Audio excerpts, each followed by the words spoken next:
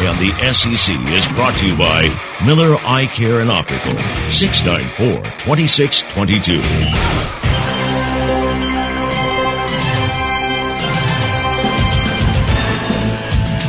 Oh, you gotta love it. Love the music. Time for football. Spring football begins in the Southeastern Conference tomorrow. It's time for our SEC Spring Football Focus. The first team, the LSU Tigers, to help us break down LSU and preview the Tigers heading into spring football in 2012. Friend of the show, Bryan Lazare from TigerBait.com joins us. Brian, Vince, and Andrew Gribble. How you doing, Brian? How you guys doing? We're doing great, Brian. Appreciate it. Great to catch up with you. So, LSU, what do you think of this short turnaround? Obviously LSU played in the last day of the season with the BCS championship and the first to get things started. What do you make of that schedule of the quick turnaround and the early start? Well, Les Miles always likes to conduct spring practice early. He does it for a couple of reasons. One, in case there are any injuries that take place in spring, the person has a longer time to recover and get back to health. And then secondly, he just likes to get spring practice over early so that the players have that last, month or so of the semester to concentrate purely on academics. And then another issue this year which came up, he doesn't like to have the break, spring break coming in the middle of spring practice. And LSU always has the spring break at the university the week of Easter. So Easter weekend is the first week of April. So he didn't want to drag this out and have to sit out, a few days. So he's jamming everything in. So in the month of March, and so therefore that when the school takes its Easter break and spring break, the football team will have been wrapped up spring practice. Is it safe to say that the man under the spotlight all spring is going to be Zach Mettenberger? Well, I think that's certainly one guy that everybody's interested in looking at. Look, the LSU fans for the last 4 years have had this running love-hate affair with quarterbacks Jordan Jefferson and Jared Lee, and it really, divided the fan base, and particularly this past season. And look, here's when you put it to bed for those two guys, both were average quarterbacks at best, and amazingly, LSU won a lot of football games with those two guys as their quarterbacks. They, particularly the last two seasons, when both guys played a lot, in the 2010 year, when Jordan Jefferson struggled, Jared Lee came off the bench and did a good job, winning a couple games. And then this past season, Jordan Jefferson suspended for the first 4 games of the year. Jared Lee starts the first 8, does a good job. And then Jefferson takes over the last month of the season. So with those two guys at quarterback the last 2 years, LSU 24 wins, 3 losses. There's only been one other 2-year period in the history of the school in which they had a better record. They went 20-2 in 1958 and 59. But look, everybody knows the quarterback situation can be improved. Jordan Jefferson didn't play well at all against Alabama in the national championship game. Zach Mettenberger, great talent. Now it's a matter of, does he have the intangibles? Can he be a leader?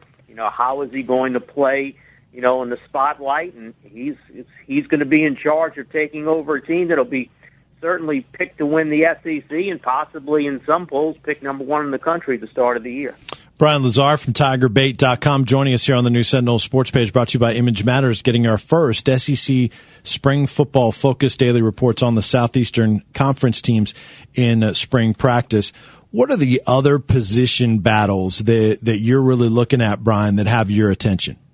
Well, on offense, we'll go by positions. The wide receiver spot, they lose Ruben Randall. He's leaving early for the NFL.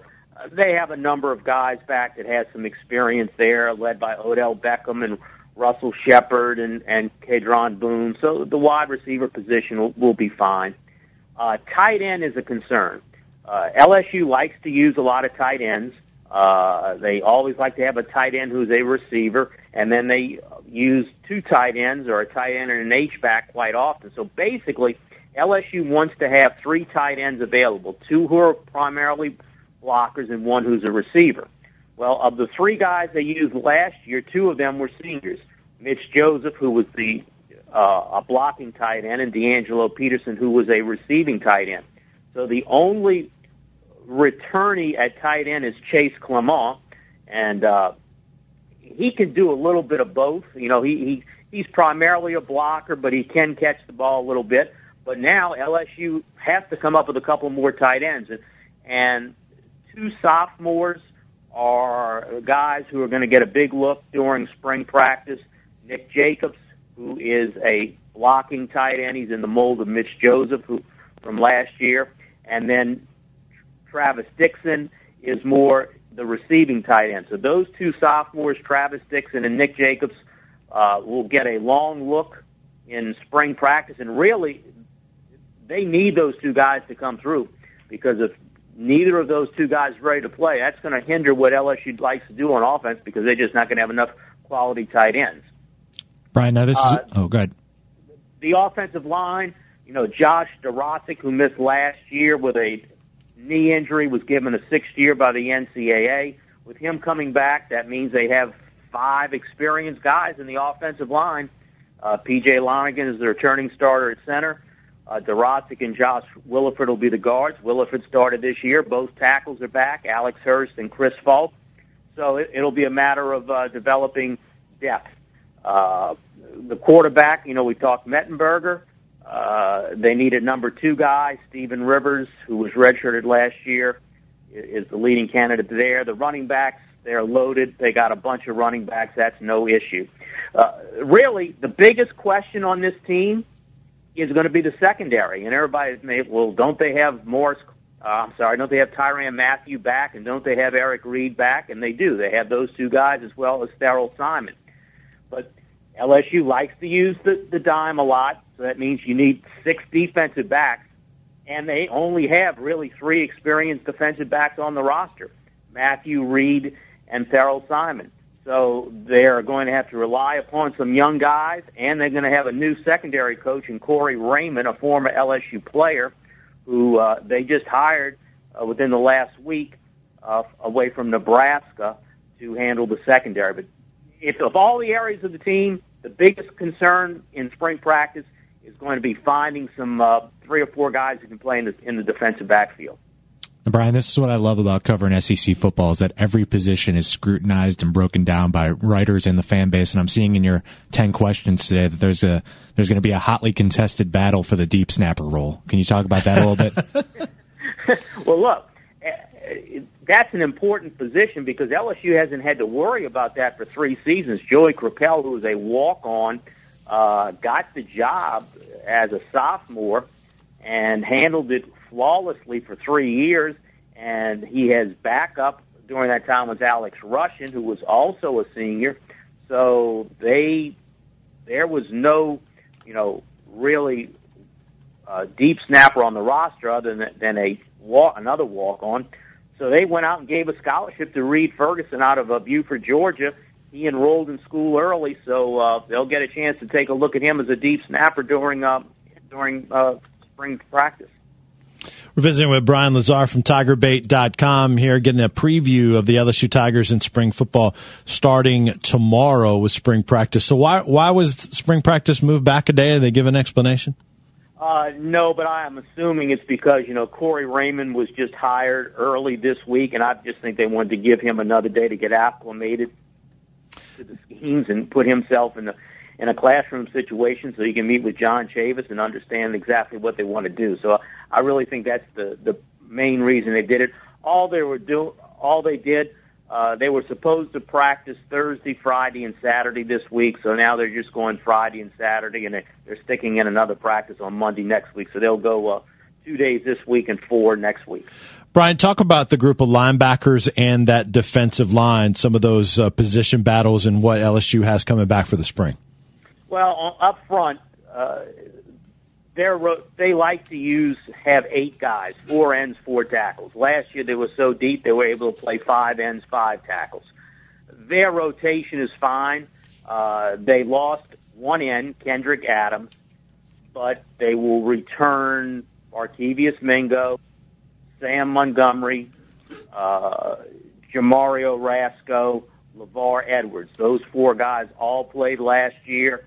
They'll be rotated again this year. I would imagine Montgomery and Mingo would be the 2 starters.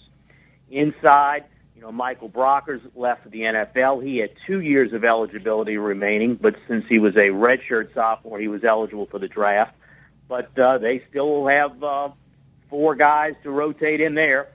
Benny Logan is the returning starter who's back. Then they have Anthony Johnson. They have Ego Ferguson. They have Josh Downs. The one battle will be, okay, who will be the other starter besides Logan? And that'll be a competition between Anthony Johnson and Ego Ferguson. I'd say Johnson probably will go in the spring as the starter. But like I said, they have 4 tackles and 4 ends ready to go, and they rotate them out, so that'll be no problem. Linebacker, Kevin Minter is back as the starter in the middle. On the outside, they must replace Ryan Baker. There will be a competition there at the weak side position between Lamine Barrow and Luke Muncy, a couple of juniors. Both, saw some playing time in backup roles last year. And the strong side linebacker, Stephon Francois, graduated last year. Taj Jones, who was his backup and really played as much as Francois did last year, he'll be the starter at the strong side linebacker spot. So the only competition for starting place at linebacker is between Barrow and Muncy, and I wouldn't be surprised to see both those guys end up alternating series, which John Chavis has done quite often here in the last 3 years. Yeah, outside the, going into the BCS and coming up just short, I mean, which one of these storylines maybe particularly do you think is going to drag on throughout the summer and maybe kind of hover over this team going into the season? Well, you look at expectations. I'm interested to talk to the players and see if they have forgotten the disappointment and the loss to Alabama. I know most of the fans haven't. I mean, it's amazing how much of a lingering effect that loss has had on the fan base. So it'll be interesting when you talk to the players if they're over it. I have an idea that they are, and they're ready to go, and it's a new season. But that will always be hanging over this team's head. They had a great year, 13-0, came up 1 game short, and played very poorly that night against Alabama. But, the expectations are going to be high once again this year. Last year LSU was, behind Oklahoma, behind Alabama, behind Oregon to start the year in the national rankings. They were number 4 in most places. Look, they won't be number 4 this year. They'll be higher than that. So the expectations are there. And then, of course, they're trying to break this jinx of repeating in the SEC. The last time, you guys should know that the last team to win back-to-back SEC championships in football was Tennessee in 97 and 98. Tim Tebow and that great Florida team, they couldn't even win this league back-to-back. So that's going to be a tall task for LSU to handle. I think one thing that will help them, I don't know if more people will be shooting at LSU or shooting at Alabama this year, because you have 2 defending champions in the SEC this year, one the defending conference champion and another one the defending national champion. It's pretty amazing. A lot of the country can't stand it, but it's fun to be a part of down here. Bryan, talk about your coverage of the LSU Tigers here through spring practice. I know you'll have it all covered. Right, www.tigerbait.com, and part of the Rivals Network, and we'll be having video and practice reports and features and interviews of all the action that goes on. Of course, the access, the media gets to see about 15 minutes of practice each day. That's about it. But we'll try to provide as much information we can about what's going on as LSU gets ready to have another outstanding year in 2012.